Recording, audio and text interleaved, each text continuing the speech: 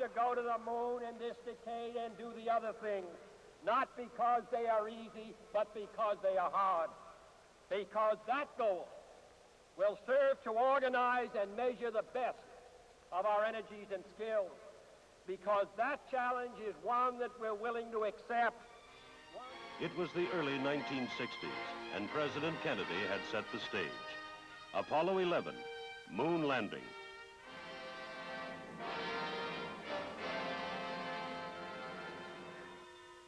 It's called Landing Site 2, a section of moon landscape covering roughly 3 by 6½ miles.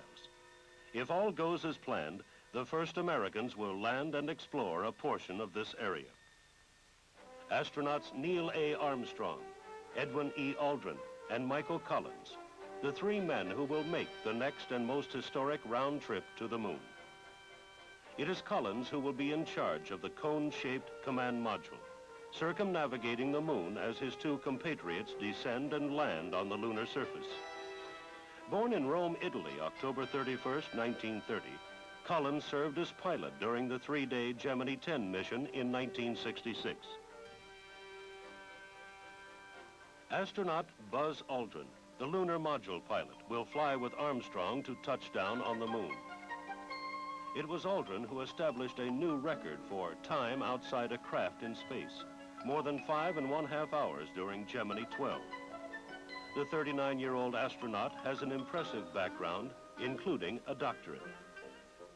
I attended public schools in my hometown of Montclair, New Jersey, received an appointment to the United States Military Academy at West Point.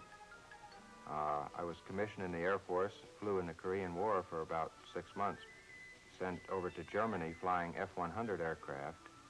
In 1959, applied for admission into Massachusetts Institute of Technology to study astronautics in greater depth, leading toward a Doctor of Science degree.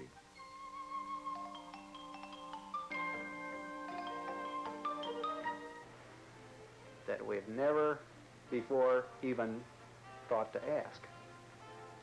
And this will be the challenge to the next generation.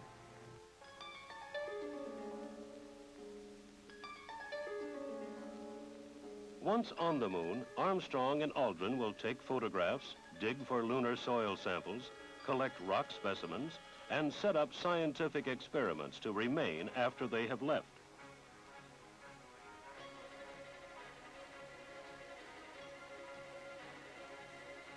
To gain data about the moon's interior and meteoroid impacts, they will deploy a device for recording seismic activity.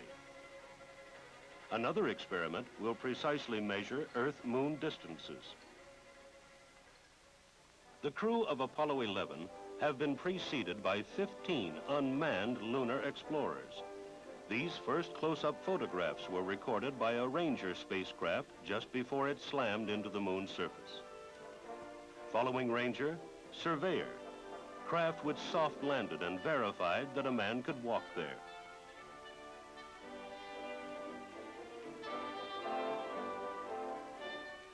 Charting and mapping of mountains, craters, and other surface features was the job of Lunar Orbiter. This high-flying picture taker helped determine the best landing sites for the Apollo astronauts. It's called Spacecraft 107, housing for the 3 men as they fly to the moon and back. The onboard oxygen, water, food, and electricity provide a self-contained bit of Earth environment for the astronauts. The command module is approximately 12 feet by 12 feet in size and weighs 13,000 pounds with the crew at liftoff.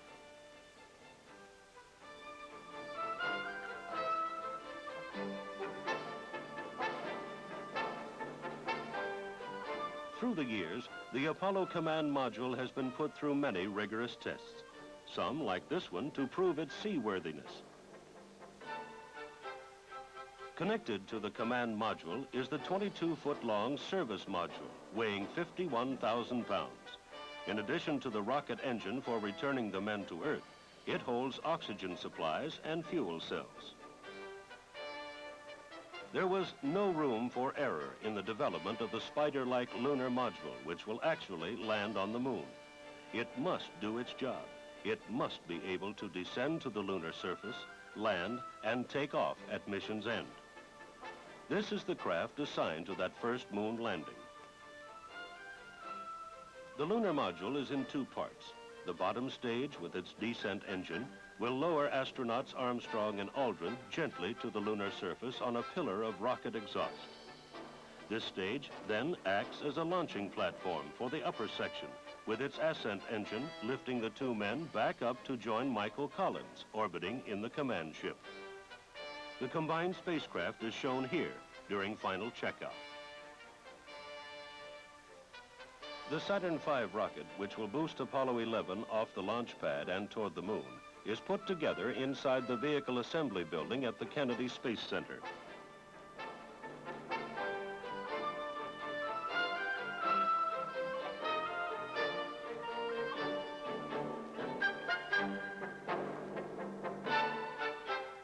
When the three stages and guidance unit are locked in place for rollout to pad 39A, the giant space vehicle stands 363 feet high, powerful enough to thrust a 50-ton payload into lunar orbit.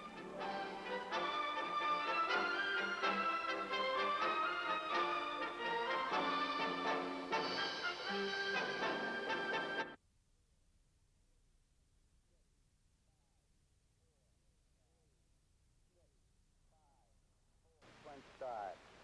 6, 5, 4, 3, 2, 1, 0. All engine running. Liftoff. We have a liftoff. 32 minutes past the hour. Columbia and Eagle were on their way. At stake, nearly 10 years of research, development, and fabrication. Some 20,000 companies throughout the United States participated in the building of the Saturn V rocket and Apollo spacecraft, which carried astronauts Armstrong, Aldrin, and Collins on their historic journey to the moon.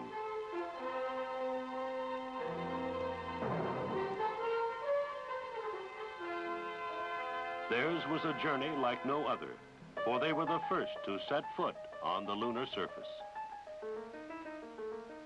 This was the sight viewed by over 300 million people around the world as the two men tested their moon legs and began setting their scientific experiments.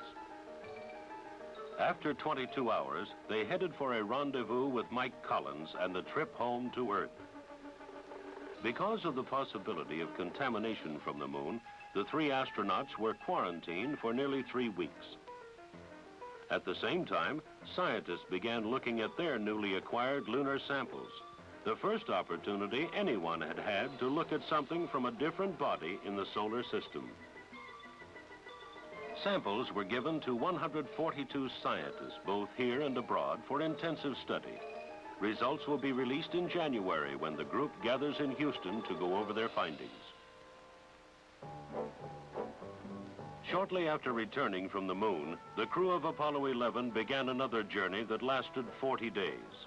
At the request of the President, they embarked on a goodwill mission covering some 46,000 miles with visits to 22 countries. From Mexico City to Brussels, Belgrade to Kinshasa, Bombay to Tokyo. The lunar trio was warmly and enthusiastically received by millions of people, giving them a chance to share their experiences firsthand.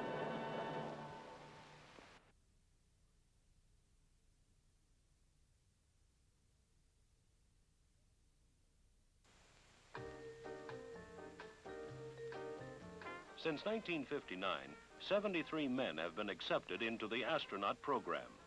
Here, 9 of those most recently selected take part in jungle training exercises at the Tropic Survival School in the Panama Canal Zone. Although all U.S. astronauts have landed in the ocean after returning from space, the spacecraft are so designed that in an emergency, they can safely come down over land. Since there is a remote possibility that this could occur, all astronauts are taught how to survive in both the jungle and the desert. During their 4-day course in the wilds of Panama, the astronauts were dropped into the water in a swamp penetration exercise. studied some of the various jungle animals at a zoo set up especially for this purpose. Took an overnight trek through the jungle. Chopped down trees for shelter and fuel. Built fires and cooked wild game. And met with some of the local Indians. At a place called Pasco, 100 miles southwest of Spokane, Washington, the astronauts took part in another intensive training course, desert survival. One of the first things the men had to learn was how to build a shelter to protect themselves from the hot sun. A combination of parachutes and life raft seemed to do the job. Improvise is the key word to desert survival. Here they dig a water still. By digging a hole in the sand and covering it with plastic, what little moisture there is in the soil condenses on the underside of the plastic and drips into a container. Even a crash helmet makes an acceptable shovel. Another important technique they learned was how to attract the attention of rescue airplanes. By using signal mirrors and markers, they made themselves visible from overhead. Hopefully, survival training will never have to be used, but should the contingency take place, the astronauts will be well prepared.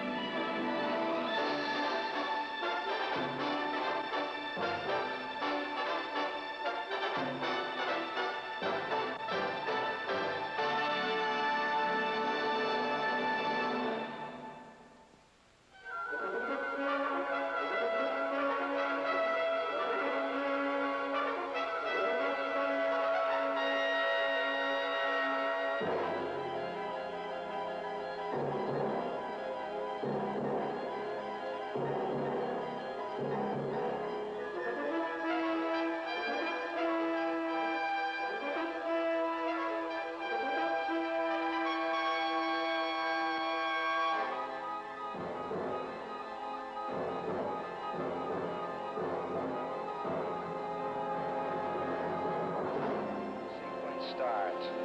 6, 5, 4, 3, 2, 1, 0. All engine running. Liftoff. We have a liftoff.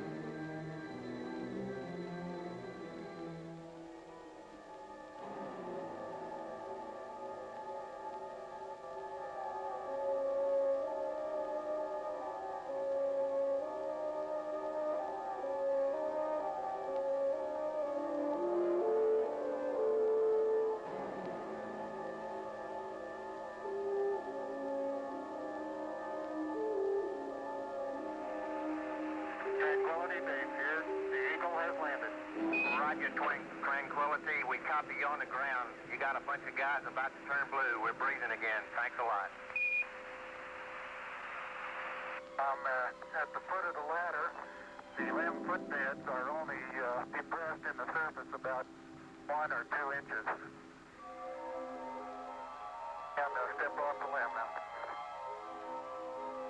That's one small step for man.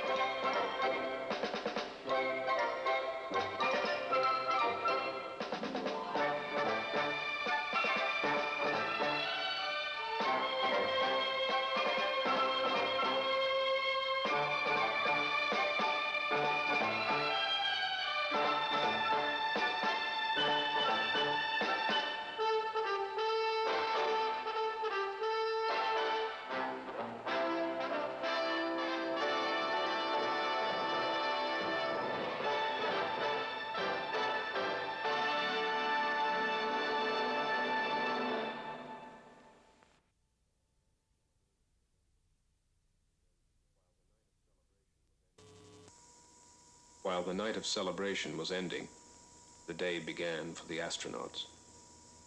Breakfast, medical examination, suiting up.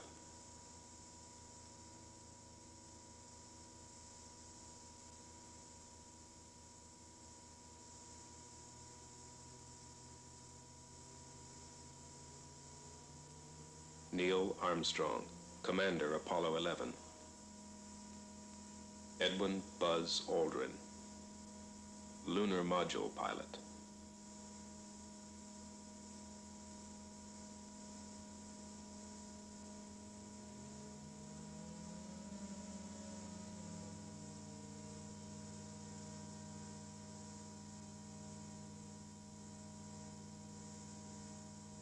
Michael Collins, Command Module Pilot.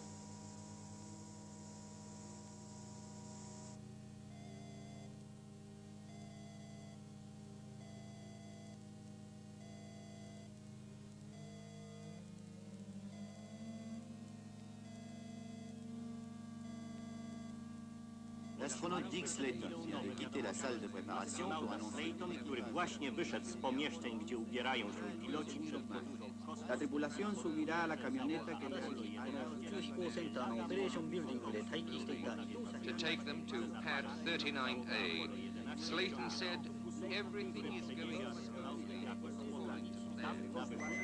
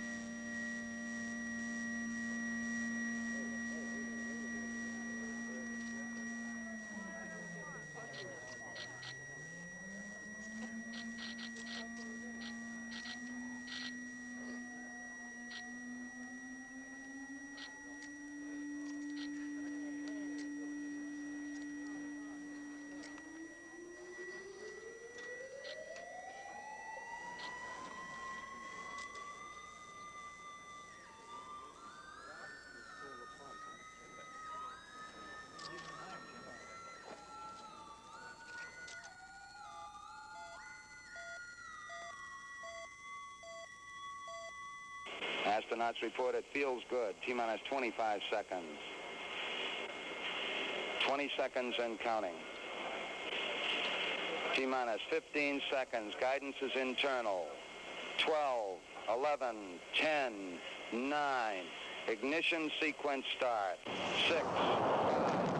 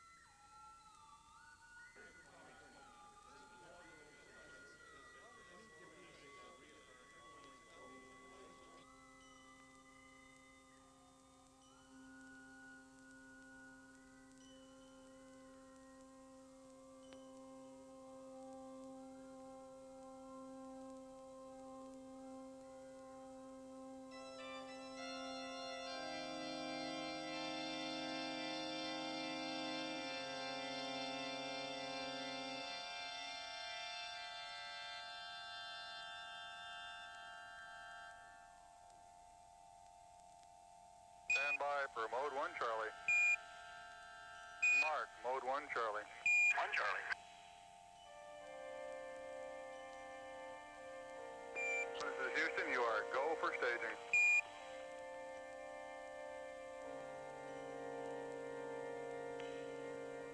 Board cutoff.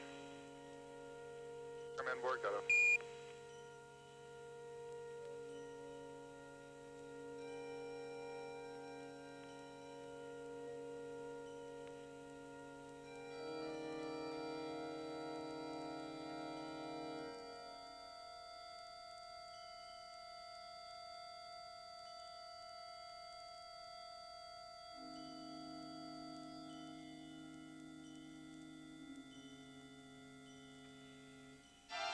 Stages. And ignition.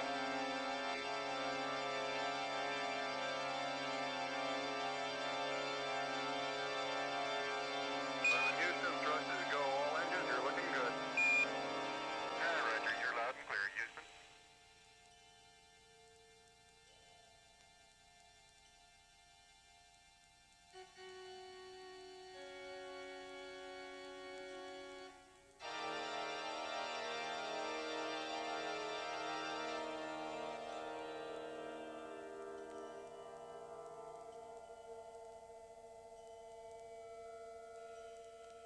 We got skirt zip.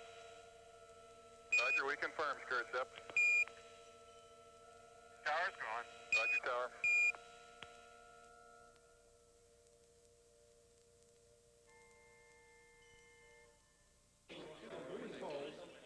When Apollo was safely underway, control of the mission was switched to Houston.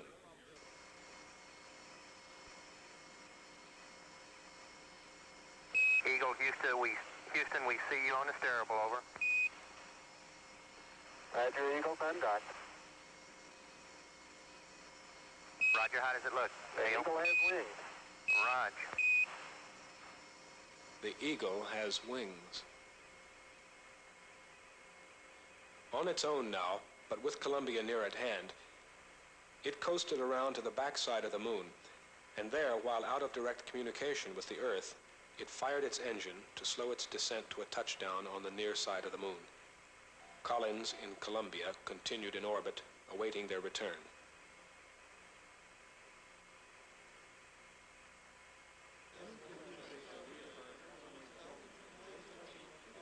Okay, all flight controllers, go for landing. Retro. Go. Fido. Go. Guidance. Go. Control. Go. Telcom. Go. GNC. Go. Ecom. Go. Surgeon. Go. Capcom, we're go for landing. Altitude 4,200. Houston, you're a go for landing, over. Roger, understand. Go for landing. 3,000 feet. You're looking great. How you doing, Control?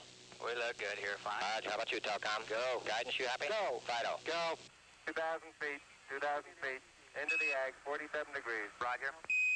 37 degrees. Still looking very good. Your go. Copy. Alarm. 1201.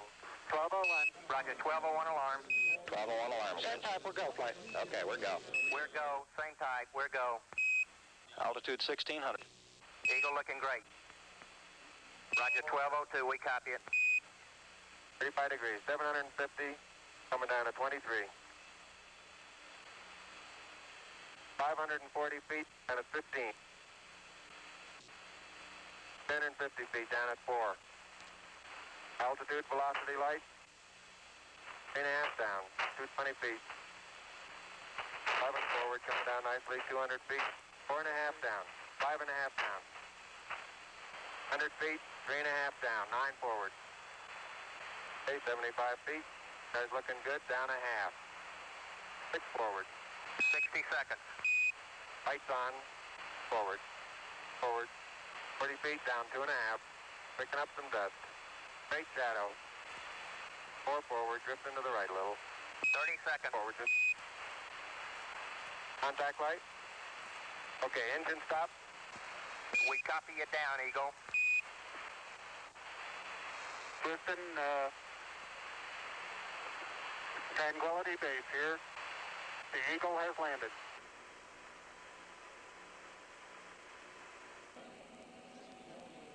This is Apollo Control Houston at 105 hours. I just checked getting back up to that first step. That isn't collapsed too far, but it's adequate to get back up. Roger, we copy. It's a pretty good little jump. I'm at the foot of the ladder. The LEM footbeds are only depressed in the surface about 1 or 2 inches, although the surface appears to be very, very fine-grained as you get close to it. It's almost like a powder. Ground mass is very fine. I'm going to step off the LEM. That's one small step for man, one giant leap for mankind. That's one small step for man, one giant leap for mankind.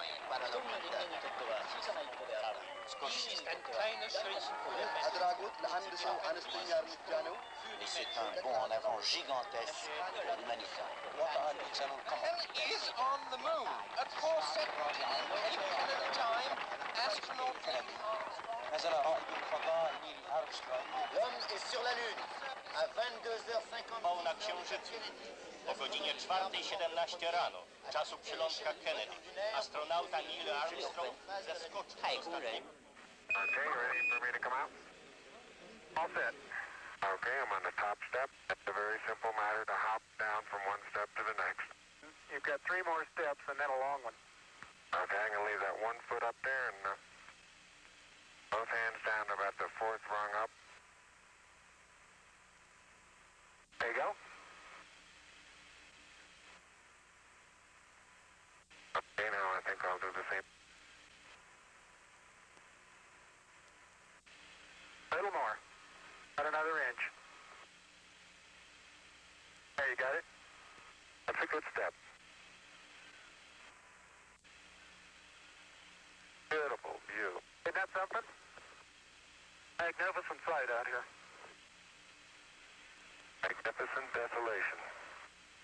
Tyler is very, very fine powder, isn't it? Isn't it fine? Hey, Neil, didn't I say we might see some purple rocks? Find the purple rocks? Yep. Very small, sparkly fragments. Okay, Houston, I'm going to change lenses on you. Roger, Neil.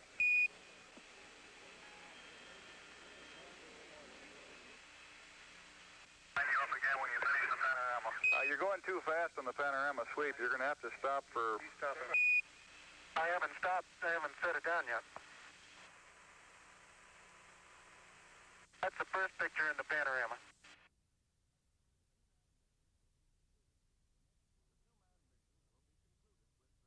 The 2-man missions will be concluded with the next flight, Gemini 12. Astronaut James A. Lovell will be command pilot, his second round trip into space, this time for 4 days. With him, Edwin E. Aldrin, here experiencing weightlessness. His general training has been spent on geology field trips, water escape exercises, qualifying with a parachute, and equipment reviews and practice.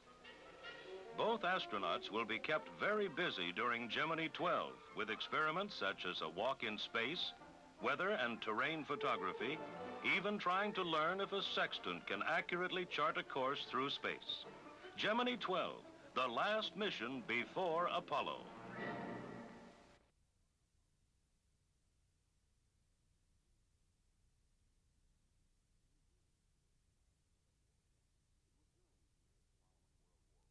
It was during the years following World War I that Captain Charles A. Lindbergh made the first solo flight across the Atlantic, drawing worldwide attention to the potential of the airplane. Dr. Robert H. Goddard successfully developed and fired liquid-fueled rocket motors, events which would influence later history. These were the post-war years. At Langley, wind tunnels were being constructed, wind tunnels able to test models in free flight, making accurate measurements and corrections before a plane was built, pointing the way to improved airplane design concepts. To help determine the spin characteristics of aircraft, a spin tunnel was so designed that models could be spun simulating full-scale free flight. This same facility was used also to test out models of all of the manned spacecraft, Mercury, Gemini, and Apollo. During the second decade at Langley, 1927 to 1937, the dirigible, plagued by a series of tragic accidents, and the biplanes faded from the scene.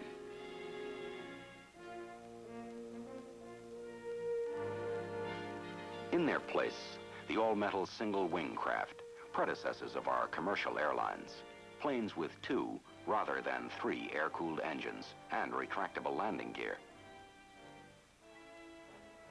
The NACA was asked to determine the conditions which caused ice formation on aircraft and develop means of preventing it.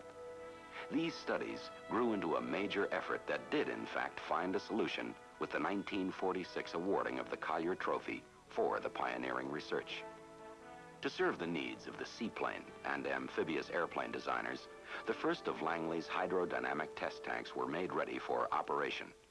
Towing a model hull through the water up to the point of a simulated takeoff speed, engineers could suggest improvements in the basic design. In later years, Mercury, Gemini, and Apollo water landing techniques would be checked out using the same tank. World War II dominated Langley's third decade. The urgency of the war dictated the programs of this period. Programs aimed many times at curing the immediate ills of already flying combat aircraft. Typical of these were the ditching studies. Here, a highly instrumented B-24 was crash-landed in the James River. Research aimed at giving over-the-water combat crews a better chance of survival should they be forced down. Other work during the wartime period included studies of airplane stalling characteristics, aircraft loads in maneuvering flight, and problems associated with diving and braking. Near the end of the war, Langley scientists were working on the idea of wing sweepback, an idea for attaining higher flight speeds. One method of experimentation was with rocket-propelled models. These early studies can be seen in present flying airplanes. High speed presented some problems of ejecting from an airplane. This test pilot was subjected to wind tunnel blasts at speeds up to 400 miles per hour to check human tolerance. October 1947, Captain Charles E. Yeager, piloting the Bell X-1, flew through the speed of sound for the first time and pioneered the way to supersonic flight. Speeds made possible by the long research effort that had begun early in the war at Langley. The next decade, 1948 to 1957, research continued on the X series of aircraft. These included the X-3, X-5, and the most significant airplane design, the X-15 hypersonic research aircraft, shown here being proved out in a Langley wind tunnel. Today, the X-15 travels at speeds in excess of 4,000 miles per hour and is returning information about high-speed, high-altitude flight as it maneuvers close to the fringes of space. Research and flight tests of helicopters continued to take place to help determine future designs. A landing loads track began operation during this period. With it, aircraft landing gear could be subjected to the same type of load stress encountered during landing. Later tests identified the problem of aircraft and automobile hydroplaning as a result of water-drenched pavements, a condition that can cause loss of control. Speaking about his years in aviation, General James H. Doolittle, former chairman of the National Advisory Committee for Aeronautics. This is my 50th year in aviation. I started in 1917. In those days, the airplane was very simple. There was a stick and wire contraption covered with cloth, and if somebody had drawn a picture of a modern-day airplane, we would have thought him slightly mad. Perhaps the best way to explain what's happened in aviation is to say that in those days, there was a fixed landing gear, simple engine, simple airframe. Since then came flaps, slots, retractable landing gears, jet engine, air conditioning, pressurization, and all of the multiple, manifold communicational and navigational equipment, all the military equipment that's gone in, and the airplane from a very simple thing has become very complex. The most modern airplanes today cost something over $5 million, or 1,000 times more than they cost in 1917. This gives some indication of the increased complexity of aviation and, of course, the improved performance and utility of aircraft today. But part of that, of course, is due to a reduction in the purchasing power of the dollar, but most of it is due to the things that have been put in the aircraft. Now, if we look at this airplane over here, we see a subsonic airplane flying at around 600 miles an hour, crossing the continent in about 5 hours. I see in the future the supersonic airplane that will cross the continent in something over an hour. And prior to that, there's the very large airplane, the Boeing 747, the Lockheed C-5A, which will greatly reduce the cost of air travel and tremendously increase the amount of air travel.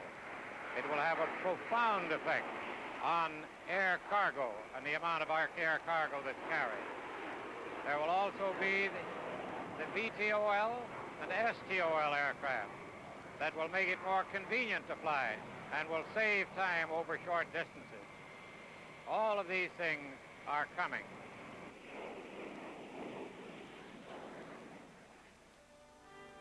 To study the heating problems generated by re-entry flight into the Earth's atmosphere, arc jet facilities were put into use at Langley.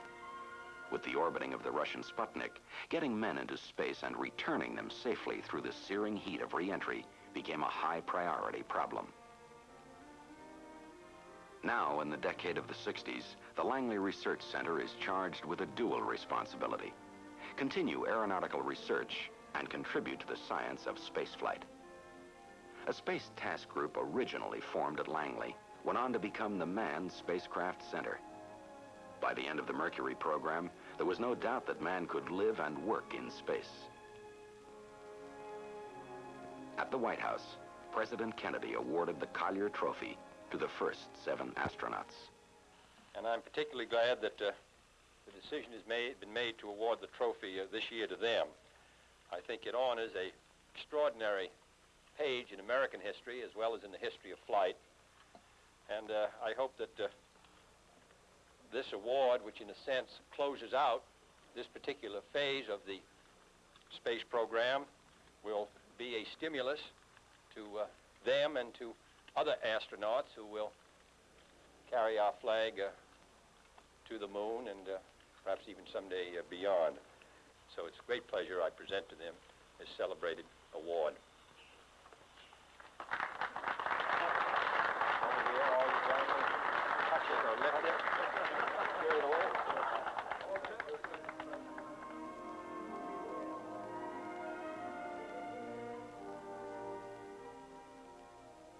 Here are some of Langley's other projects.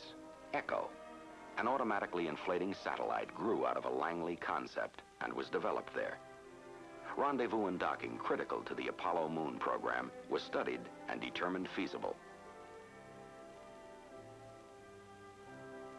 Commercial supersonic transport. The initial configuration was developed to meet the unique flight requirements. Lifting bodies. This, the so-called HL-10, craft which may someday shuttle men and equipment through space, then land like a conventional plane at an airport. VTOL, vertical takeoff or landing aircraft, forerunners of intercity transports which fly forward at high speed and then set down like a helicopter. The concept for this tilt-wing craft evolved into the first operational VTOL transport.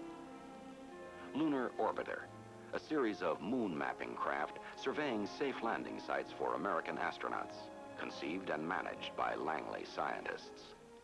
Airport landing studies, and the list could go on. Langley Research Center. In 50 short years, it has risen from a few buildings and facilities testing out biplanes to join NASA's national effort in both aeronautics and space.